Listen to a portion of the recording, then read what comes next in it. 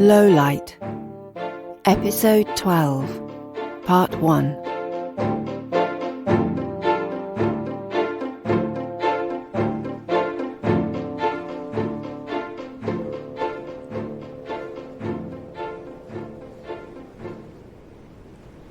Elle pushes a second slip of rolled-up paper through the keyhole in the lantern room door and crosses her fingers.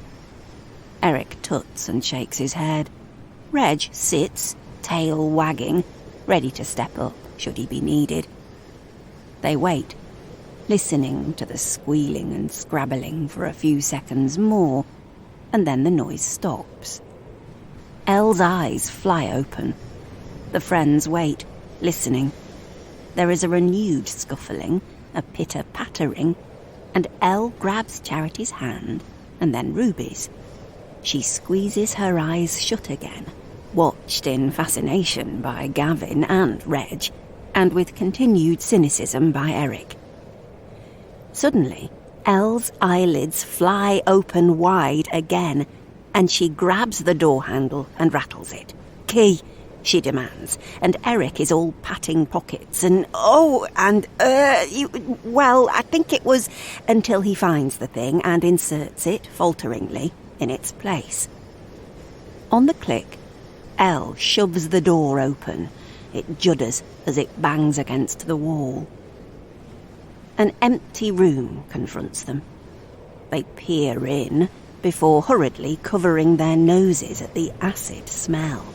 There's a mayhem of ripped papers and gnawed objects, but the rats are making their way stoically over the lantern's roof and along the connecting branches of the trees into the dark canopy, still lively with wind.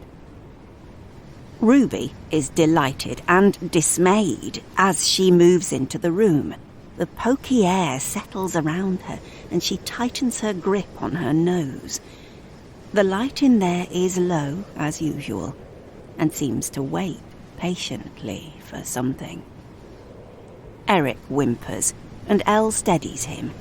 He turns to her. "Well done, Elle. Really well done. Oh, I'm sorry I let it go on. I'm a lazy sod, aren't I? Letting this vermin build up. Honestly, I should set traps." "What did you write on that paper?" Gavin leans towards Elle. "Just leave now." But that didn't work, so then leave the lantern room immediately. Right. Charity is drifting about. She is hovering her hands around the edge of the room, near the window frames, where there is dead plant matter and bird droppings and mildew and bits of moss growing. She lets out her own quiet sounds of wonder and upset. "Are you all right, Charity?" She ignores Ruby and continues her inspection, seemingly enthralled by the small room and its nooks and crannies. Ruby looks over at Eric, glances at Elle. Have they noticed Charity's strange behaviour? She inspects the funny little place they're standing in. "What is this place?" "It's Eric's storytelling room, isn't it, Eric?" says Gavin with some feeling. Well, yes, it used to be. I don't come in here so often now." "It has a resonance." You feel that, do you? Perhaps you have something of the gift, eh?" "Does she?" Gavin is awed. His eyes shine as he gazes at Ruby. Ruby allows a tiny smile, and then sets her attention back to Charity, just as the edges of the room are starting to glow. There's that sound again, the chiming. Eric notices that and takes in a breath, tension in his stance. "Now then, Charity, be careful. This isn't your place to change as you like." How is that? It looks like the edges of the window." Charity puts her hands over her ears and winces. "Are you okay, Charity?" asks Ruby for the second time. Charity shakes her head. Just let it happen, Charity. Don't try and block it out. Take your hands away from your ears. Open your eyes, lass. That's it. Just let it in. Better? Charity nods. She breathes in and out and settles her feet onto the messy floor and turns again to the windows and their mini landscapes, and she concentrates then. The chiming settles into a faint background music. The light lowers. A greenness intensifies in the room. It glows and pulses. Its fingers reach along the crevices where the wood meets plaster and wall meets wooden floor. It gathers energy around the centre light fitting in the ceiling, and the glass in the windows crackle with it. Ruby spies a little daisy and takes in a breath, astonished. Its head nods in the corner by a box of old toys, and slowly more enchanted flowers and leaves grow and unfurl until the room is as green as a summer garden. Eric is crying. Gavin is terrified. Ruby has taken her phone out and with shaking hands is trying to record this extraordinary thing, so she knows it wasn't just a dream.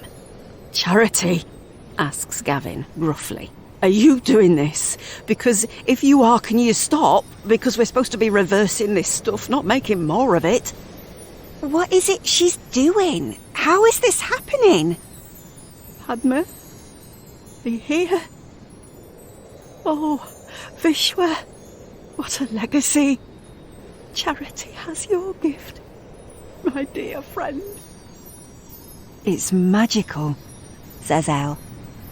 And they watch as the greenery begins to form an image mid-air. Slowly, a picture is being drawn of a small human figure. A child, it seems, is being rendered in leaves and stalks and new buds, bright with sap and glossy, looking for the sun and asking for water and a gentle breeze.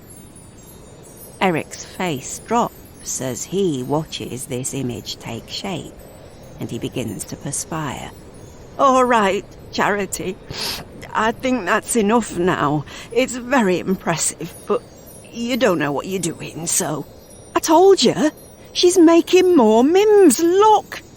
Gavin points wildly at the three-dimensional green shape. "Charity!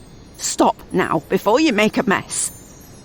Reg sets up a whine and readies himself for launch. "No, Reg, leave it, Reg." Reg contains himself. Just. But Charity doesn't stop. In response to Eric's admonishment, she speeds up her movements as if she's trying to finish the task before she's made to stop, and her face darkens as she concentrates more intently until she grimaces and lets out a sob of frustration. Her hands pause, raised mid-air, shaking. "Charity, stop!" Eric is getting upset.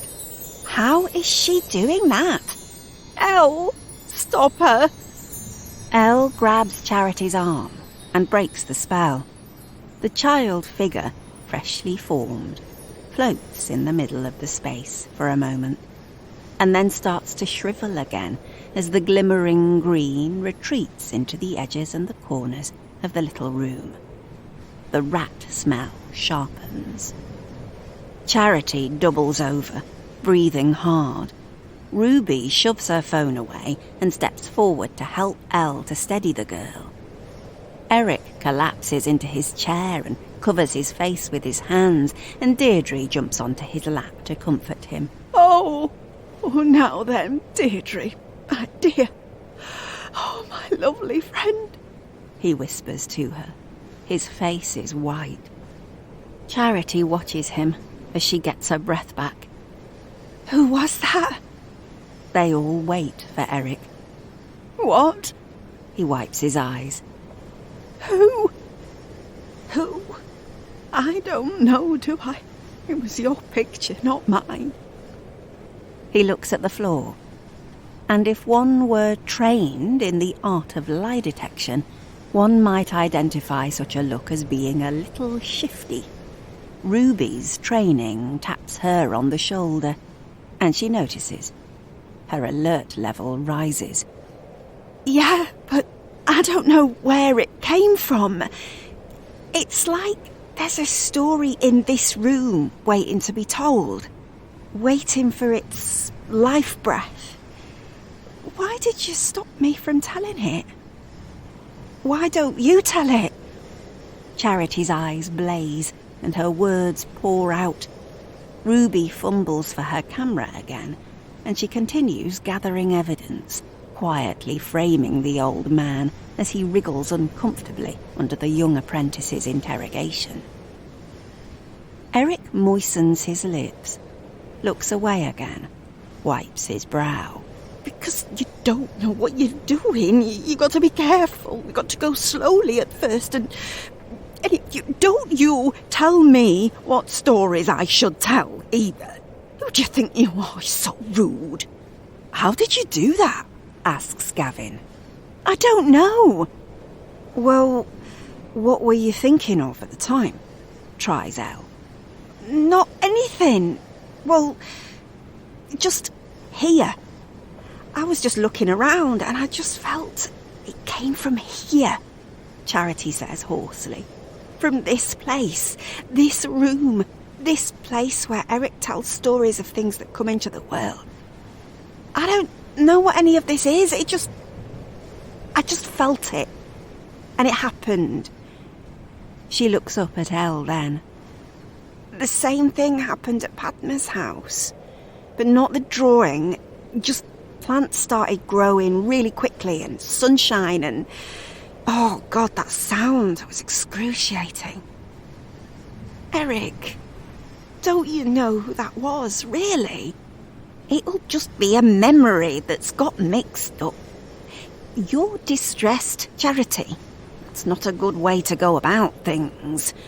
You have to learn discipline. My memory? Really? So... that could have been me, like a picture of me when I was younger. Could that be it? Like a shadow of what happened to me when I was little. What? No, but that makes some sense. And really, I mean, what else could it be, thinking about it? It has to be me. I don't know what else it could have been. Okay, Char, it's okay. Elle comforts her friend, and she quietens a little, as if brought back to the present. It isn't you. So, it was a mim, then, wasn't it? We all saw it. Charity just started to create... No, it wasn't. It was just... Oh, look, I'm tired. I need to just... It's too complicated for you to understand. Oh, here we go. Well, it is. Eric stops, having noticed Ruby filming him. He raises his chin. Deirdre growls. Charity, I think you do have a similar way as Padma had.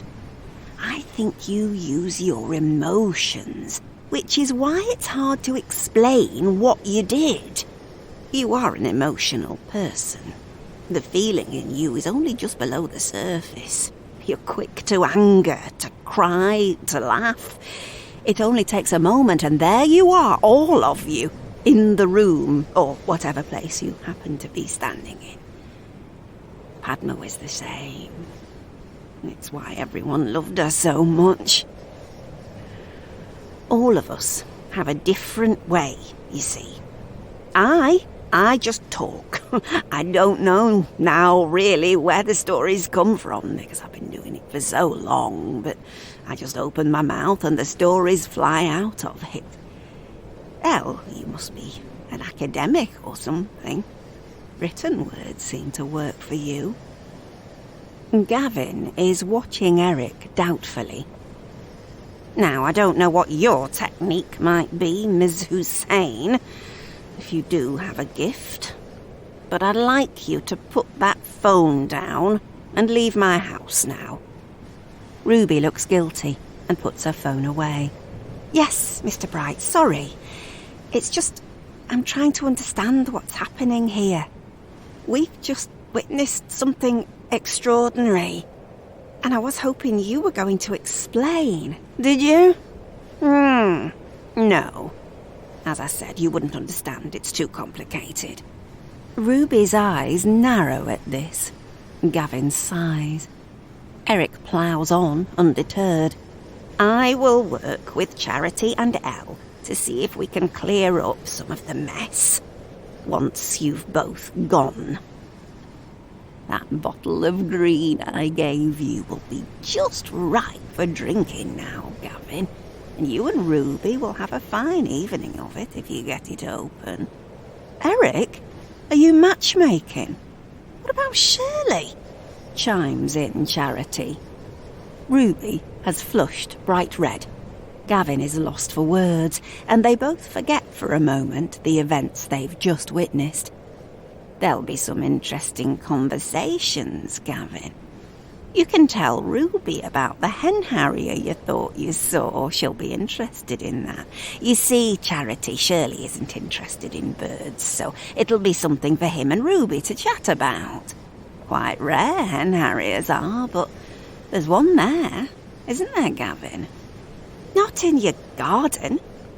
"Yeah, I thought so." "It'll be a sparrowhawk." "Excuse me, I know the difference between a hen harrier and a sparrowhawk." "But they live on high moorland." "We're not so far from that environment." "Far enough." All right. Well, as I said, you can discuss it at home.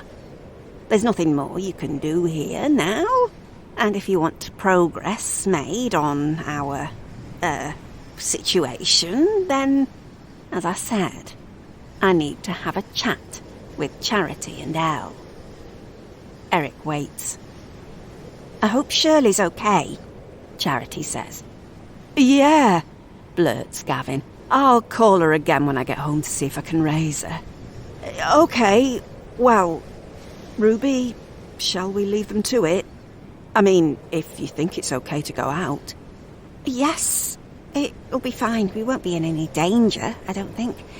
My car's just down the road." "No, you can stay at my house to be on the safe side." Elle lets out a bit of a splutter. Gavin glares at her. "Come on, we'll work it out.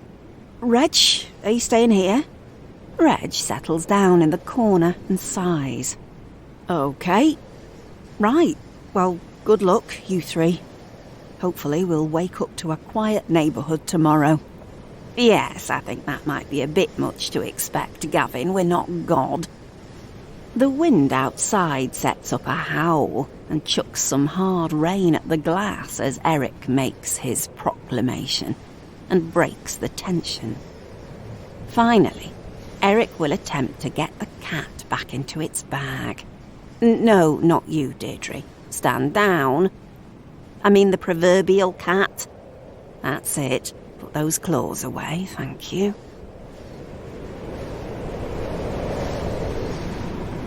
Across Lower Leigh, underneath the noise of the raging storm, there has grown a layer of peril that spikes the thoughts of the inhabitants. The neighbours are up past their bedtimes, and the orange lights glow from their windows as they rehash the day's events and set to contemplating, speculating, and generally get down to worrying about what's going on. If you look, you'll see that some of them are straining to see from their doors and windows if the animals in the road are still there, digging away. Some are venturing out into their gardens and driveways to get a better look, only to be told to go back inside by a police officer in a bright yellow jacket. Some of them are trying to evade the curfew patrols, including, it looks like, Brandon and Stefan, who are peering around the front door as Lewis cranes his neck to check the status of police patrols on the street. His eyes linger on Padma's house. He jumps as Brandon shouts, "All clear!" and his guests run out into the squall, shouting their goodbyes and their thanks, leaving their hosts waving and bidding them be careful, and back in they go to their warm fire and their frightened little puppy. The two escapees cling together, heads down, and ward off a passing policeman, indicating that they are on their way home. The officer escorts them and bids them stay inside now. No more promenading. At the top of the hill, they burst inside their house and giggle like school children at their adventure. Well, the meeting will be lively tomorrow. Oh, God, the community-minded will be seething with theories, won't they? No doubt. They'll have organised a fundraiser to build a memorial boar zoo before I can get the kettle on, I expect. If the meeting goes ahead, of course. What if they keep us locked down? They can't, can they? Of course they can, if they get the permissions. I mean, they'd have to enforce it, but... Well, I don't want you gored by a rampant boar, my dear, so if you need to cancel... What makes you think the boar would win? Hmm? You know I can be fearsome when roused. Donnie, please, it's past midnight and I have to get up early in the morning. Spoil sport? Grrr. Oh, you big tease. Come here, you beast. And off they run upstairs, stimulated and enlivened by the events of the evening. All their worrying is left behind them as they hide out in their chic but fun little house. Julius, the long-eared rabbit, twitches his nose at their rumpus. He resumes his chewing, listening to the raging weather and feeling thankful for his hutch under the stairs, despite the Diamante decor.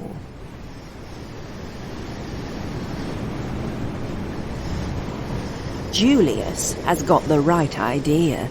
The wind whips and whirls, twigs take flight, the last of the leaves that have clung on through frost and snow are ripped from their branches and swirl aloft. The trees bow and scrape the pavements, then fling themselves up again as if calling to their dislodged twiggery. "Come back! We didn't mean it!" The birds are taking shelter where they can, in the lower stories of shrubs and bushes mainly. The white-eyed blackbird, whose family have long graced the gardens of the neighbourhood, is just disappearing around the back of Sally's house. From there, we can see Sally herself. She stands at the sink, contemplating her final glass of the evening, a cheeky Beaujolais, opened at 3 p.m. She contemplates spitting out the black threads of saliva when she brushes her teeth, if she remembers to brush, there not being anyone to brush for, as it were. Yes, the abstinence doesn't seem to have lasted. It looks like she's had a bit of a cry earlier too. Relief at Tanya's message, letting her know that Charity was out. By then, she was 1 bottle in. She tried to refrain from opening another. She made dinner and drank some pomegranate tea, but when her son came home and disappeared into his room, leaving her alone with only the sound of the wind for company, she relented. Tomorrow, she thinks. Tomorrow she has to stay sober because she'll be minuting the meeting at the theatre. Tanya wants her in for a couple of hours in the afternoon too. She needs eyes and ears at the church while Tanya has business in town. She faces her reflection in the dark window, looks down again at the drink, pours it down the sink, takes a breath, and fills a fresh glass with water. Her pinched face relaxes a little, and she puts the house to bed. Upstairs, she stands where she had earlier made her promise to herself to do something to help right the wrong.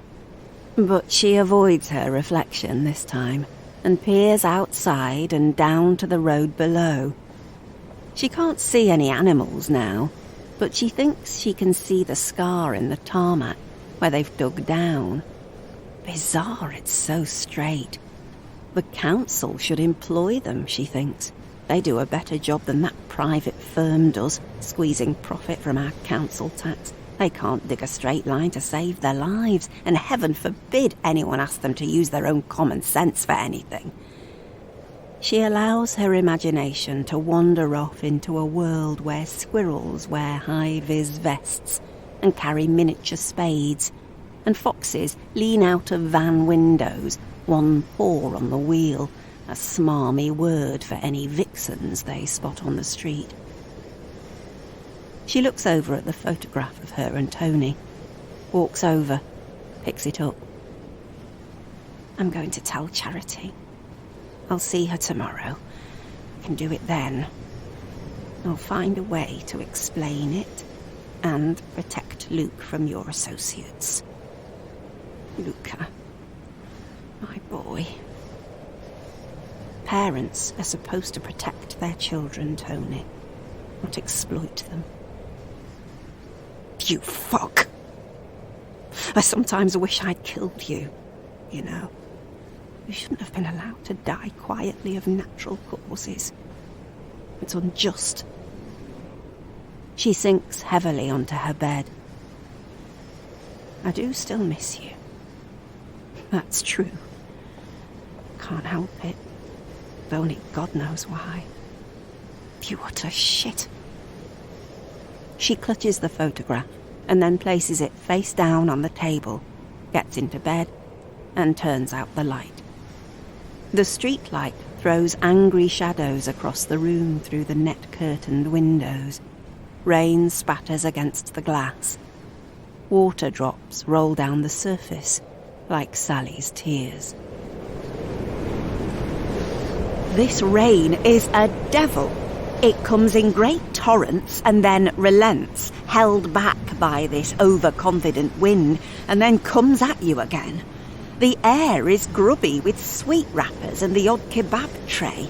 These pretty little streets, bursting with Victorian and Edwardian architecture, are being tainted as these scraps of litter take to the air and flap about like blundering winged acrobats. I'll have to grab onto one. Oh, chili sauce. Oh, hang on. Up we go. Oh, no, we don't. Oh, I'm going to jump off. It's not safe. Okay. Right. Yes, we can see in here. Lance is standing at his kitchen island, leaning over his laptop, Googling wasp sting on testicle. He winces as he shifts his weight to his other foot. The wasp is trapped under a glass next to him, silently bashing itself against its prison walls. He stares at it, and then takes another painful jaunt to the patio door to look into the garden. He can't see any animals now. The patio chair that flew past earlier is lodged in next door's cherry tree. She'll be at the door first thing about that, he's sure of it. Moany old cow. He checks the clock, decides to call Charity, which is unusual because Lance doesn't usually concern himself with his daughter's well-being. He thinks of her as a pain in the arse, something he is fond of telling her. He gets particularly annoyed at her constant griping about her forgotten childhood, determined for there to be some shocking story there, trying to make trouble for him like the meddlesome little girl she's always been. To be fair, though, he did let her get away with too much when she was younger. He spoiled her, but he won't apologise for that, because her mother was a complete witch and treated Charity like a piece of shit, and he wasn't going to sit around and let Helen turn his daughter into a whore. He saw to it that Charity wanted for nothing as a child. He drummed self-respect into her. He's proud of that. Not that she ever thanks him for it.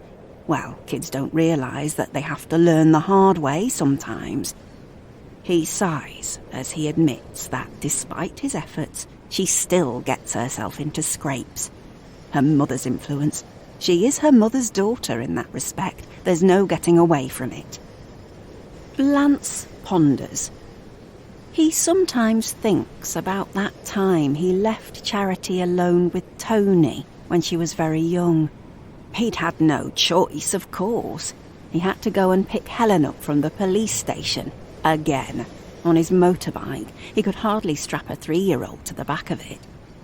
And she seemed fine when he got back, no matter what the teenage Charity says, insisting that she got post-traumatic stress disorder or some such bollocks.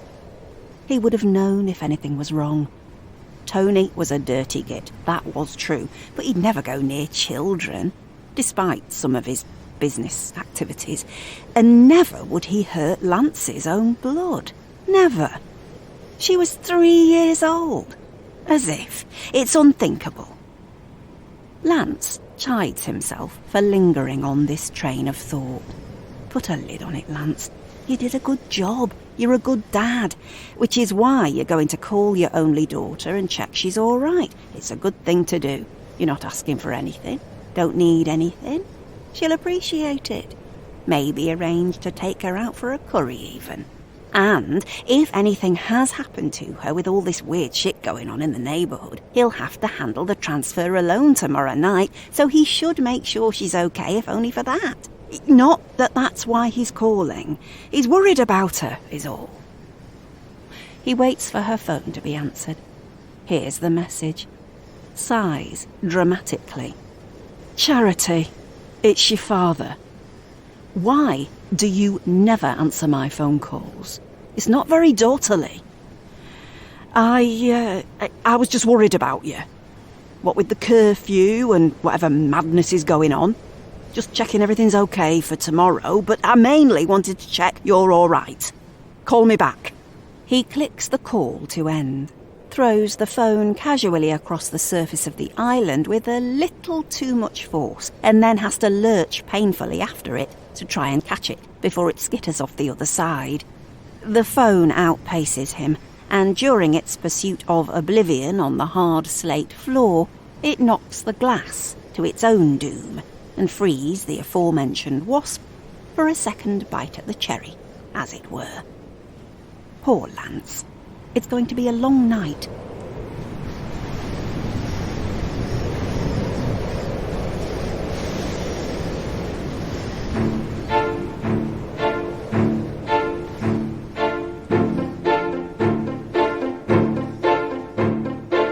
You have been listening to Low Light, written, performed and produced by Melanie Crawley for Crawley Voice Studio. Find out more at crawleyvoicestudio.com. Thanks for listening.